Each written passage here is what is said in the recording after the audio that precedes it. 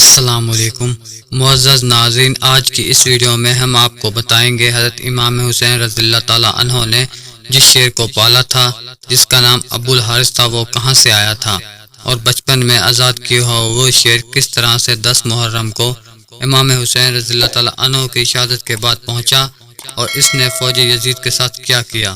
معزز ناظرین، امام حسین رضی اللہ تعالیٰ عنہ نے بچپن سے ایک شیر پال رکھا تھا جس شیر کا نام ابو الحارث تھا۔ عربی میں حارث شیر کو کہتے ہیں۔ یہ شیر امام حسین رضی اللہ تعالیٰ عنہ کو کیسے ملا، آج کی اس ویڈیو میں ہم تفصیل کے ساتھ ذکر کریں گے، لہٰذا اس ویڈیو کو پورا سنیے اور دیکھیے گا۔ معزز ناظرین، ایک بار حضرت علی رضی اللہ تعالیٰ عنہ خطبہ فرما رہے تھے کہ اسی دوران کچھ لوگ دوڑتے ہوئے حضرت علی رضی اللہ تعالیٰ عنہ کے پاس آئے۔ حضرت علی رضی اللہ تعالیٰ عنہ نے پوچھا کہ خیر ہے، تم لوگ کیوں دوڑتے ہوئے آ رہے ہو؟ تو انہوں نے کہا کہ یا علی، آپ کی طرف ایک شیر آ رہا ہے۔ مولا علی رضی اللہ تعالیٰ عنہ نے فرمایا کہ بیٹھ جاؤ، یہ شیر کسی کو کچھ نہیں کہے گا۔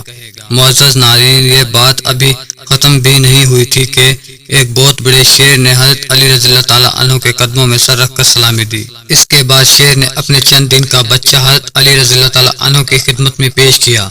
شیر نے اپنی زبان میں حضرت علی رضی اللہ تعالیٰ عنہ سے کہا کہ مولا علی، میں اس بچے کا باپ نہیں بلکہ اس کی ماں ہوں، اس کا باپ مر چکا ہے۔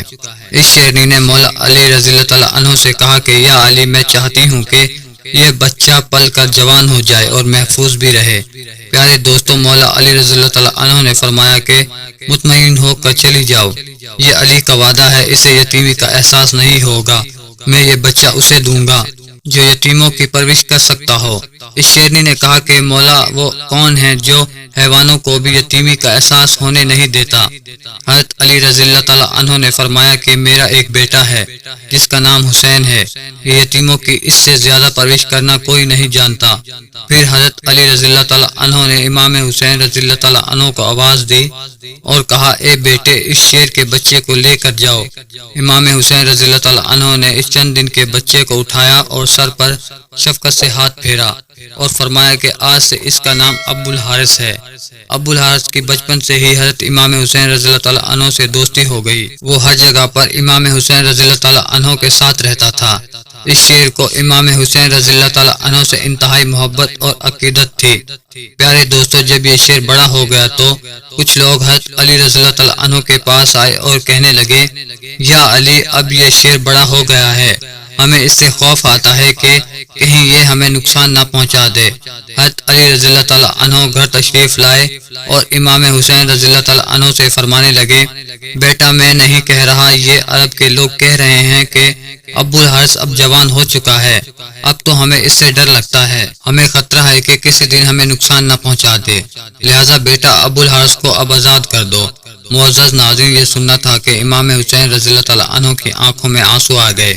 انہوں نے اٹھ کر اپنے بائیں بابا جان کے گلے میں ڈال دی اور کہا، بابا جان ٹھیک ہے، آج کے بعد آپ کو ابو الحارث نظر نہیں آئے گا۔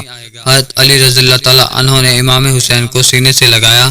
جب امام حسین رضی اللہ تعالیٰ عنہ تہجد کے وقت شیر کو خوراک دینے کے لیے گئے تو ابو الحارث نے کہا کہ مولا، آج اتنی جلدی کیوں کھانا دینے آ گئے ہو؟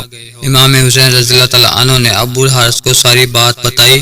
ابو الحارث نے کہا، ٹھیک ہے، میں چلا جاتا ہوں، لیکن میری ایک شرط ہے کہ میں زندگی میں آپ سے دوبارہ ملاقات چاہتا ہوں۔ روایات میں آتا ہے کہ امام حسین رضی اللہ تعالیٰ عنہ نے فرمایا کہ تاریخ یاد رکھنا، 10 محرم 61 ہجری، میدان کربلا کے ٹیلے کے پاس سے تمہیں ایک آواز آئے گی، بس اس آواز پر لبیک کہنا اور چلے آنا، مجھ سے ملاقات ہو جائے گی۔ ابو الحارث نے کہا کہ مولا، آواز کون دے گا؟ کیا آپ مجھے آواز دیں گے؟ آپ نے کہا نہیں۔ تو پھر ابو الحارث بولا، کیا آپ کے بھائی عباس؟ آپ نے کہا نہیں۔ پھر فرمایا کہ میری 4 سال کی بیٹی سکینہ تمہیں آواز دے گی یا پھر میری اماں فضا تمہیں آواز دے گی۔ پیارے دوستو، آج بھی کربلا معلیٰ میں وہ مقام موجود ہے جہاں کھڑے ہو کر بی بی فضا نے ابو الحارث کو آواز دی تھی۔ امام حسین رضی اللہ تعالیٰ عنہ نے جب ابو الحارث کو آزاد کیا تو انہوں نے فرمایا کہ ابو الحارث، تم ملک عراق میں چلے جاؤ، وہاں پر ایک جنگل ہے، اس جنگل کا بادشاہ مر چکا ہے، تم وہاں پر چلے جاؤ اور وہاں پر جا کر بادشاہی کرو۔ پیارے دوستو، یوں امام حسین رضی اللہ تعالیٰ عنہ کا حکم مان کر ابو الحارث مدینے سے چلا گیا تھا۔